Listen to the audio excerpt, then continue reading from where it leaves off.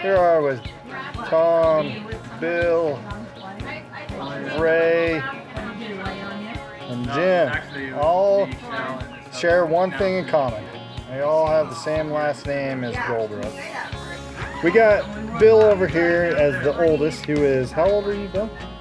81. 81. When's your birthday? March 15th, 1938. Wow, 1938. Well, congratulations for being on this planet that long. And then we got Ray, who's next in line, is the second oldest. Is that correct? Yeah, that's what they tell me. And Ray, when's your birth date and how old are you? Well, my mom says it was 11/1/39, and so that'll kind of drop me just behind this back trail of Brother Bill at 79.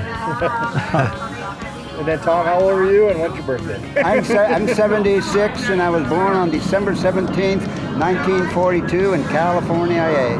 I'm Jim, I think, and I was born a long time ago. I'm 73 years old, and my birthday, I believe, was November 5th, 1945. All right, so now we got your age and names. Who's the smartest? I am. When we were kids, we lived next door to an old lady named Mrs. Clasby.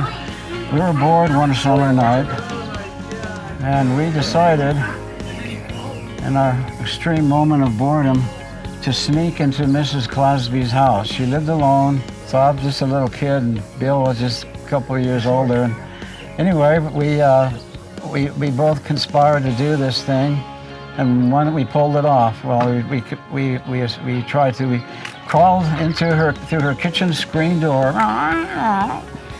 turned right, and crawled through her narrow kitchen into the dining room. From there, we could. It gave us a good vantage point, and we saw Miss Clasby in the living room, way in the middle of the living room, sitting in a chair watching television. And behind her, a little ways, was a couch.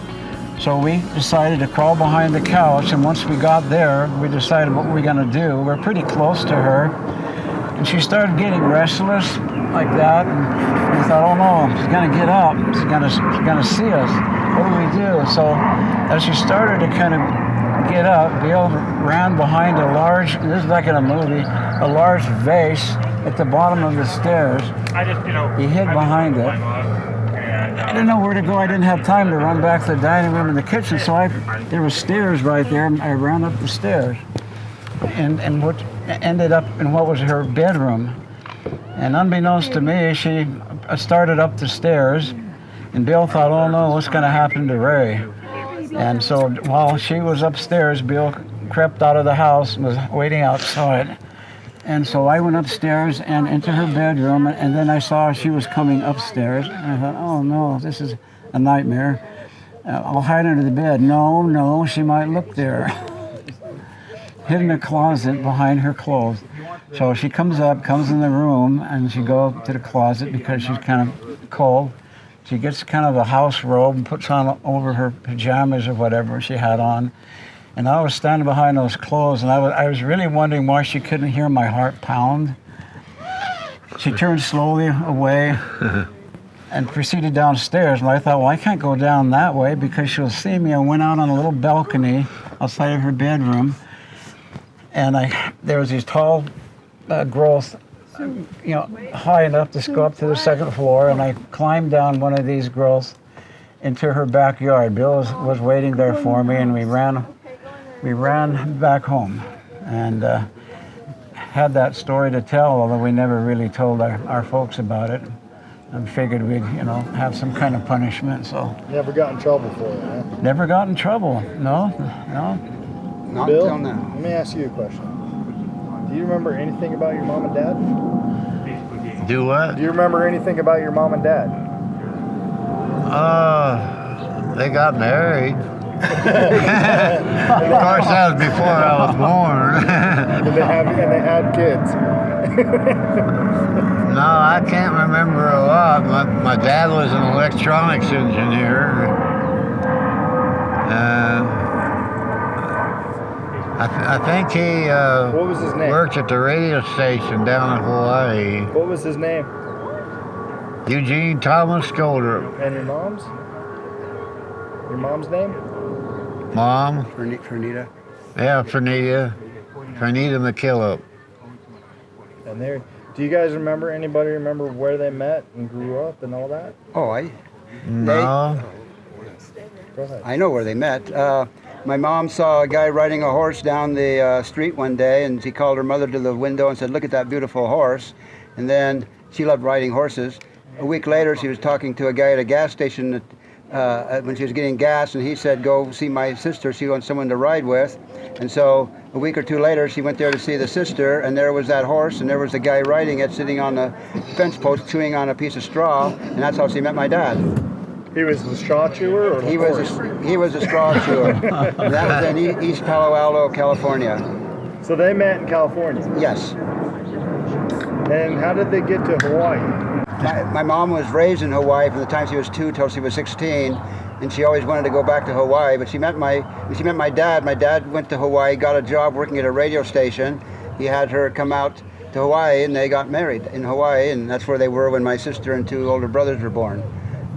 And then right before Pearl Harbor, there was a lot of rumors something bad was going to happen. So my dad told my mom, "Go back to the coast and take the kiddies with them." And she said, "Not unless you come too." So they left in August or September of 1941 and got out just in time. So you mentioned you had a sister. Did she pass on? Yeah, she lived about an hour. Her name was Beverly Jean. And where would she have fallen? She would be the oldest. She would have been the oldest. Okay. She would have kept us a little bit more under control when we were growing up, probably. Well, she would have taught us about the strangest creatures on the planet, and they're known as girls. You know? They were foreign to you fellers growing up, huh? Yeah. Yeah, they took advantage of all of us. No, I'm joking. So Jim, tell me something you remember about your parents. Well, I couldn't have asked for a better mother, and she was always there for us. Our dad really loved his kid. He did everything for his family. The family came first. We were a very close family. He had a good sense of humor. Michael- He had a good sense of humor. What? He had a good sense of humor. Yeah. You like the If I remember Well, correctly, sometimes, like before, when I was a little kid, and we were down in Palo Alto, coming back from visiting my dad's sister, and my dad would sometimes like telling a sad story. He would like about a little family of animals and how the little baby animal at the end dies, because I would start crying, and that's what he wanted to do. what were some of your dad's hobbies? Flying. He loved flying. Where would he fly? Sometimes just around, and he took over the house. Other times he'd fly down to Palo Alto. He flew my cousin Daryl and I down to Disneyland once.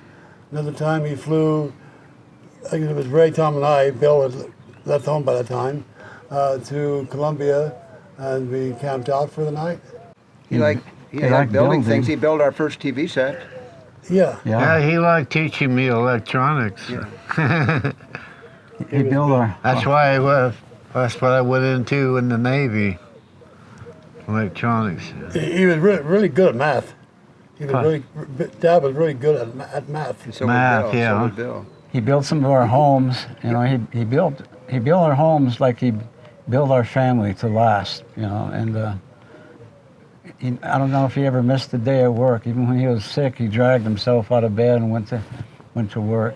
He built our first television set. He got the tubes and all that and put it together and got some plywood and made the TV with it. And we had a TV back in 1949, and our grandmother would sit there and watch it, and all it was beyond would be the Westinghouse Westinghouse sign. And we would walk in making noise as little kids, and she said, "Quiet, quiet! I'm watching Dad's TV."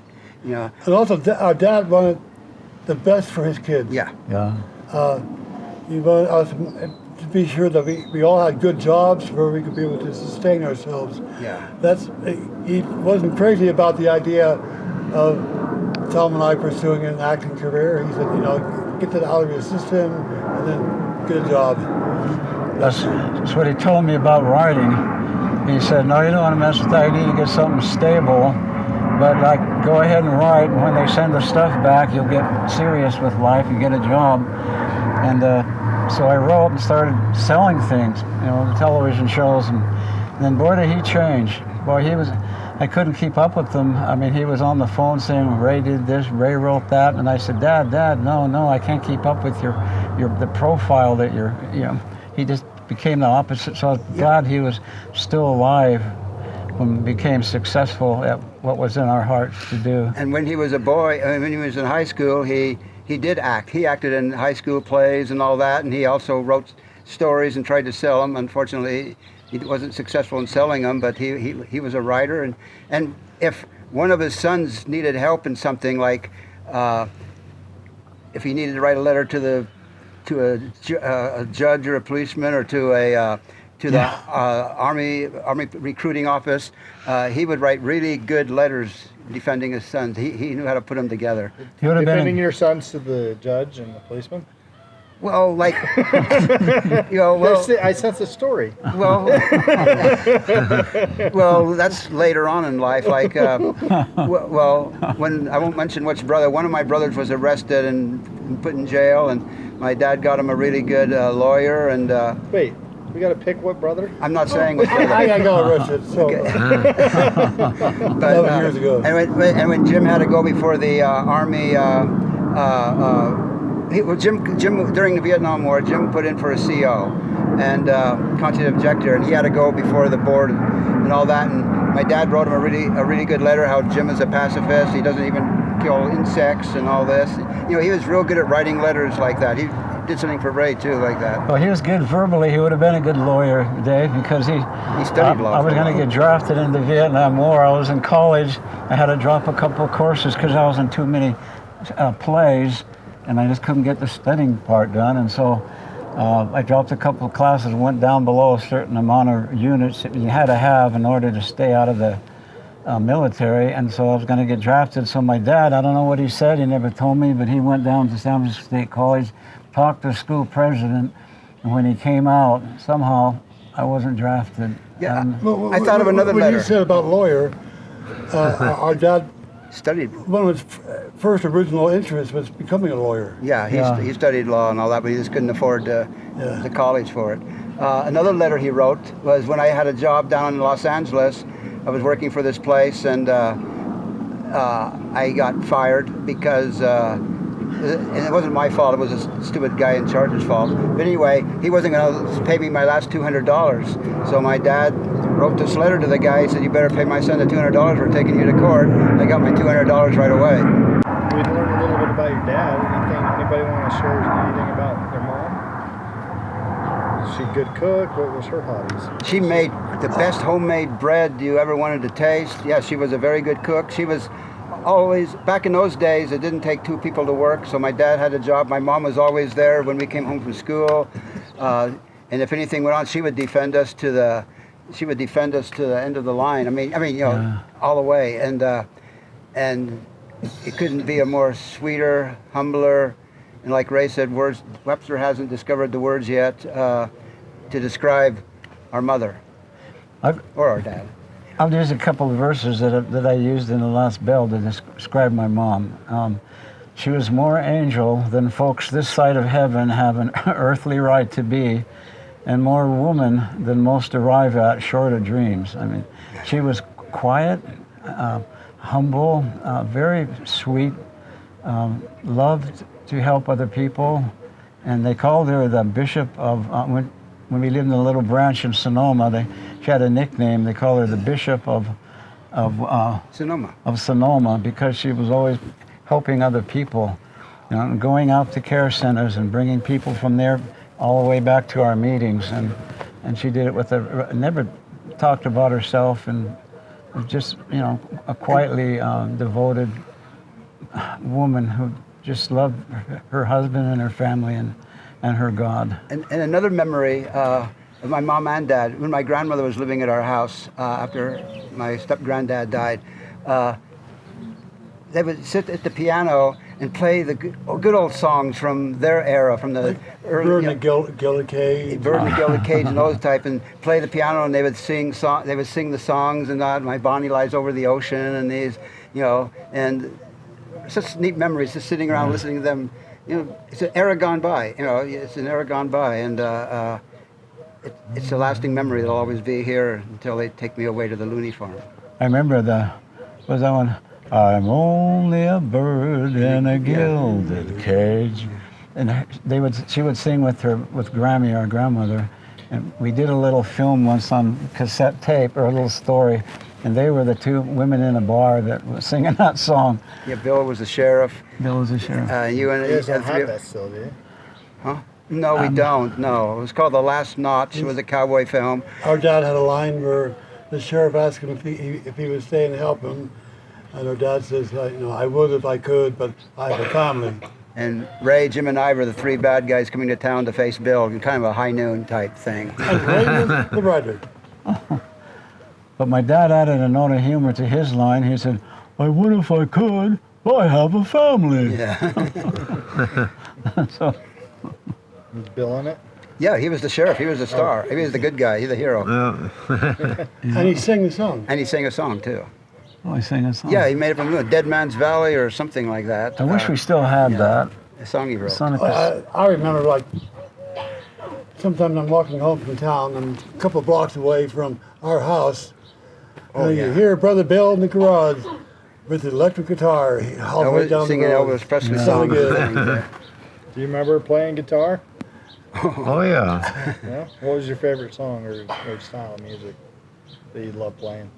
Well, I don't remember my favorite song. Ghost Riders in the Sky, remember that? Johnny Cash? Summertime. Summertime. He sang the Johnny Cash song. Summertime, yeah, that was a Ghost good Riders in one. the Sky.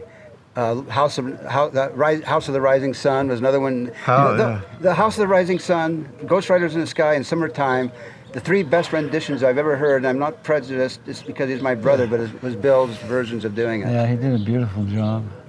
We have it on Video. DVD. Yeah. Yeah. He played in backup for some really popular singers too. Oh, he opened for Chuck Berry one time. And he backed up Bobby Darin. And Yeah, Yeah. Bobby Darin, yeah. You were on that TV program where the groups would come on, different groups, and they would perform, and then people who would call in to vote for their favorite team. And Bill's group came in number 2. Number 1 was, I don't know if everybody here is probably too young to remember them, the Everly Brothers. Oh, yeah. Yeah. yeah. So he was right up there. Yeah. But he backed up Bobby Darin. He played with the the Coasters or whatever it was, or one of those. That's the song that when Roy Orbison. Roy, and he opened for Chuck Berry, who's one of the, he's the one that inspired the Beatles and all those guys. I mean, your group opened for him at the Oakland Coliseum. So, He never took lessons. He just No. taught himself. He's self-taught, huh, Bill? Yeah.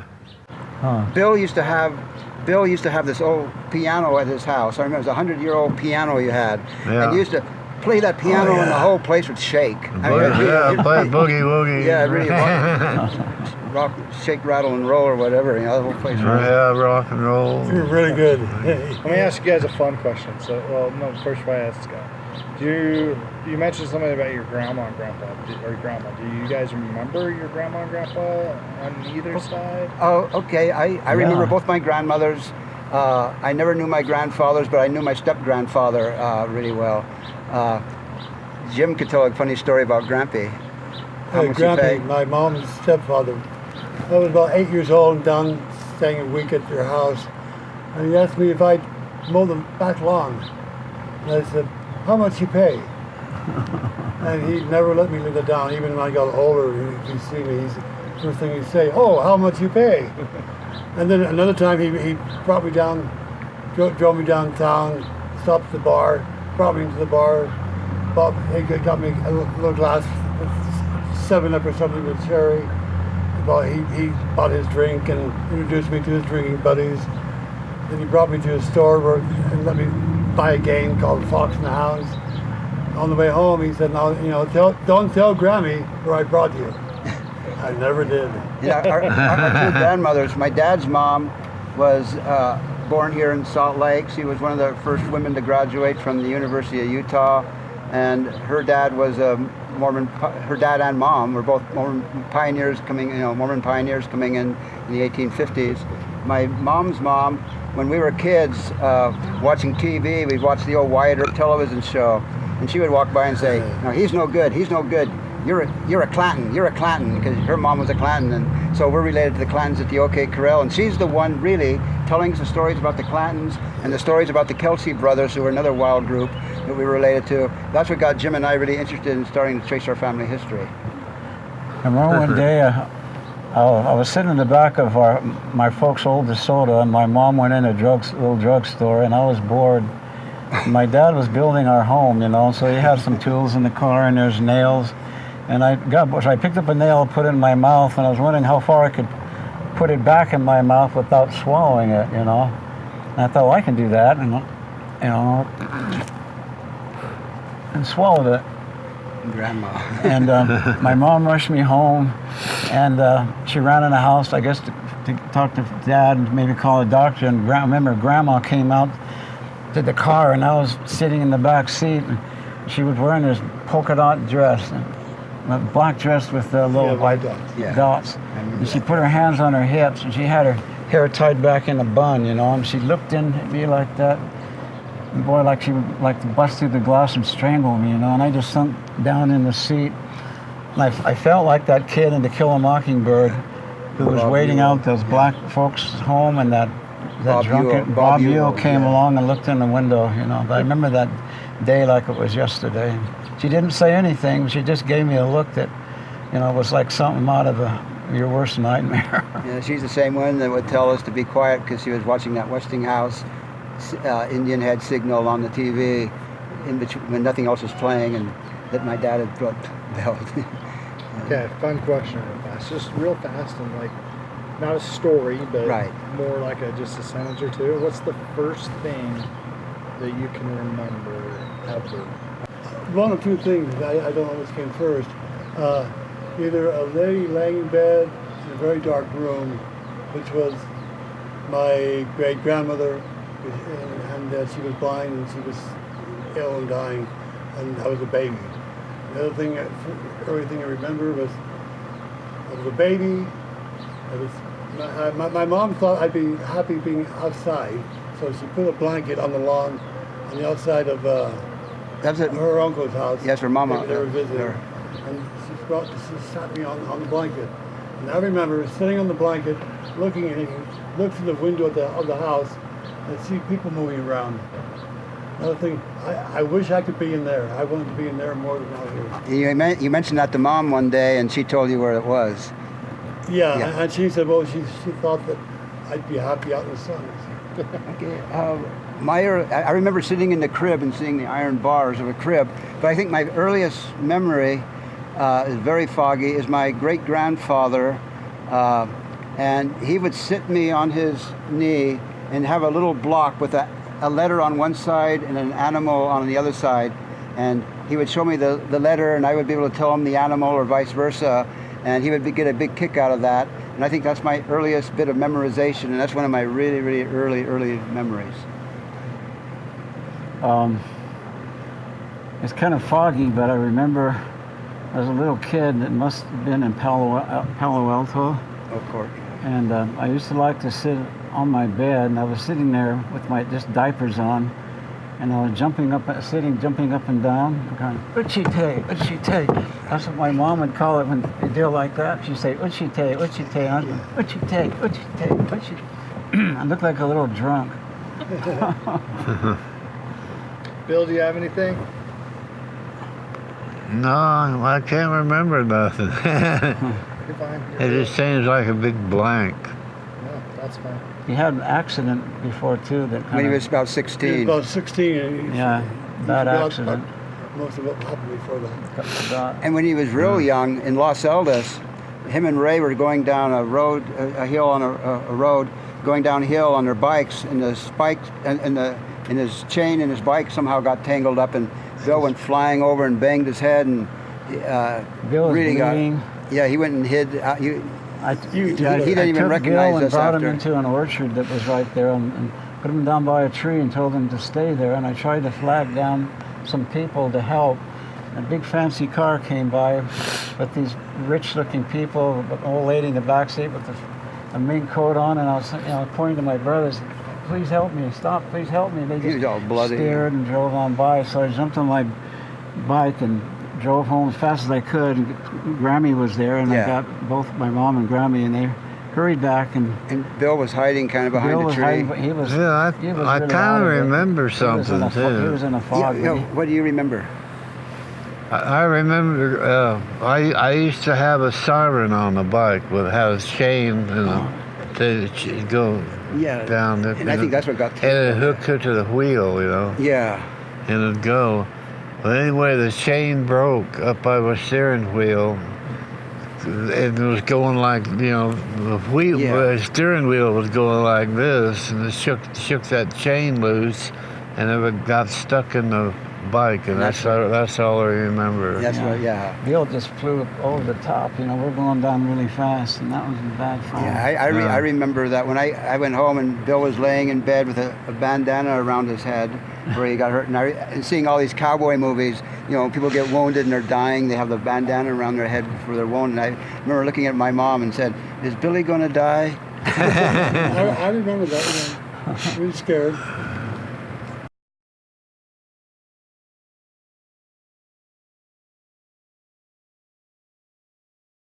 What are some of the things that you learned throughout your life, some that you probably wish to share as to the next generation? Okay, one thing I would say is when there's something you really want to do, don't postpone it, don't wait, don't say I'll do it when I'm older, unless it's something that your parents are telling you.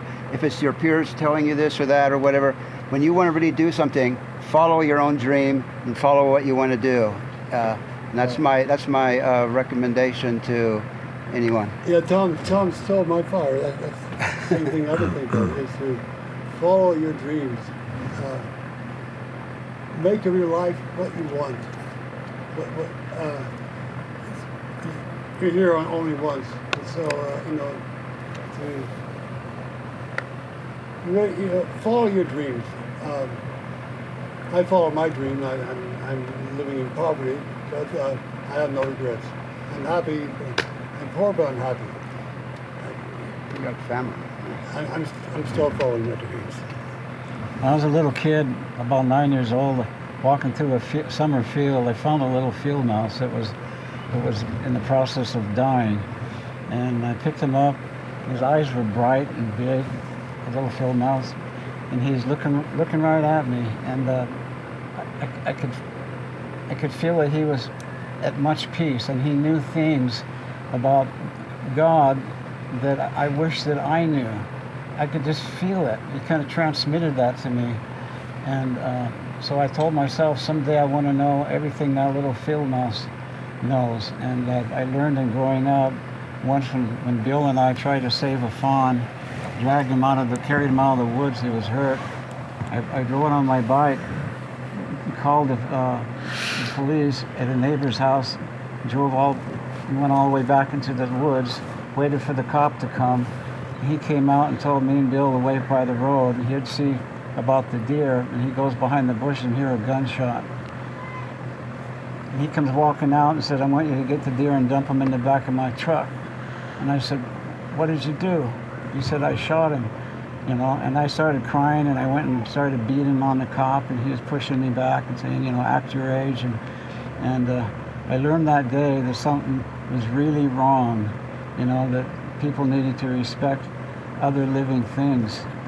They had as much right to live as the rest of us. And so I think one thing that I learned that I'd like to pass on is to show kindness to other living things, the big, the little, and the otherwise. A little thing crawling along across the sidewalk, he's on his journey in life, and doesn't want to get stepped on. He doesn't want to feel death under your boot. You know, he wants to live and feel what he feels like the rest of us. And I think when a man limits his compassion to one of his own kind, the wreck of goodness becomes a tale that's too sad to tell. And I used that line in the film. But it's a tale that must be told for the sake of the living few. So I just, you know, we all have eternal spirits. We're all created spiritually before we're placed here on the earth, and we all have an equal right. You know, things eternal never die. And so let's all be happy on our journey and see if we can just help each other out. Whether we have 2 legs, 4 legs, wings to soar, or fins to feel the depth of cool water. We should all learn to respect life and to learn to coexist with one another. If our beliefs are different, still, I think, learn to coexist. Bill, is there anything you wish to just share? Anything you've learned in life that you wish to pass on? I believe in treating everybody equal, no matter what color their skin might be.